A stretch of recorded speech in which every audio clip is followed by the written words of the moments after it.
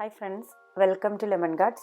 അപ്പോൾ നമുക്കിന്ന് വളരെ ഹെൽത്തി ആയിട്ടുള്ള ഒരു സാലഡ് ഉണ്ടാക്കുന്ന എങ്ങനെയാണെന്ന് നോക്കാം.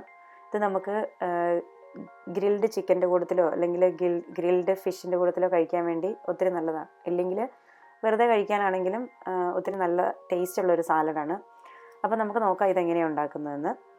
Please subscribe, like and share my channel lemon guards.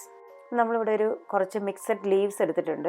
നമുക്ക് ഇഷ്ടമുള്ള ഏത് ലീവ്സ് വേണമെങ്കിലും യൂസ് ചെയ്യാം. ലെറ്റ്യൂസോ സ്പിനാച്ച് അങ്ങനെ ഏത് ലീവ്സ് വേണമെങ്കിലും യൂസ് ചെയ്യാം.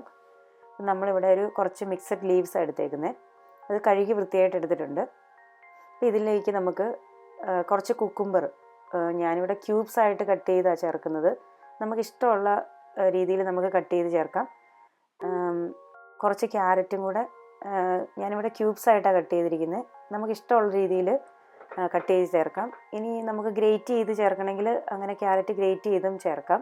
ഇനി നമ്മൾ ഇതിലേക്ക് ഒരു ഗ്രീൻ ആപ്പിൾ ക്യൂബ്സ് ആയിട്ട് കട്ട് ചെയ്ത് സ്കിന്ന് കളഞ്ഞിട്ടുണ്ട്. നമ്മുടെ ഇഷ്ടം പോലെ സ്കിന്ന് വേണമെങ്കിൽ കളയാം, ഇല്ലെങ്കിൽ കളഞ്ഞില്ലെങ്കിലും കുഴപ്പമില്ല, നമുക്കങ്ങനെ ചേർക്കാം. ഇനി ഇതിലേക്ക് ഒരു അവക്കാഡോ, അതും ഇതുപോലെ തന്നെ നമ്മൾ ക്യൂബ്സ് ആയിട്ട് കട്ട് ചെയ്ത് ചേർക്കുന്നുണ്ട്. ഇനി നമുക്കിതിലേക്ക് കുറച്ച് ഒലീവ്സ്, ബ്ലാക്കും ഗ്രീനും ഞാൻ ജസ്റ്റ് ഒന്ന് കട്ട് ചെയ്തിട്ടുണ്ട്. കട്ട് ചെയ്തില്ലെങ്കിലും കുഴപ്പമില്ല, അത് നമുക്ക് ചേർത്ത് കൊടുക്കാം.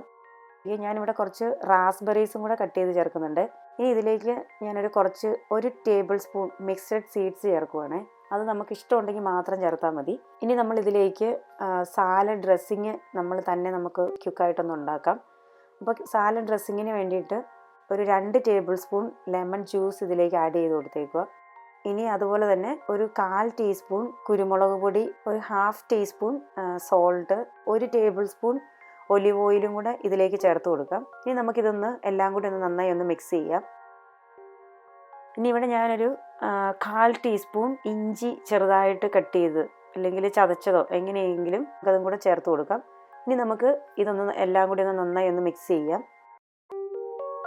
വളരെ ടേസ്റ്റി ആയിട്ടുള്ള സാലഡ് ഇവിടെ റെഡി ആയിട്ടുണ്ട്. അപ്പം നമുക്കിത് ചിക്കൻ ഗ്രില്ല് ചെയ്തതിൻ്റെ കൂട്ടത്തിലോ അല്ലെങ്കിൽ ഫിഷ് ഗ്രില്ല് ചെയ്തതിൻ്റെ കൂട്ടത്തിലോ ഇനിയൊന്നും അല്ലെങ്കിൽ വെറുതെ കഴിക്കാനാണെങ്കിലും ഒത്തിരി നല്ല സാലഡാണ്, വളരെ ഹെൽത്തിയാണ്. അപ്പോൾ എല്ലാവരും ഒന്ന് ട്രൈ ചെയ്ത് നോക്കുക.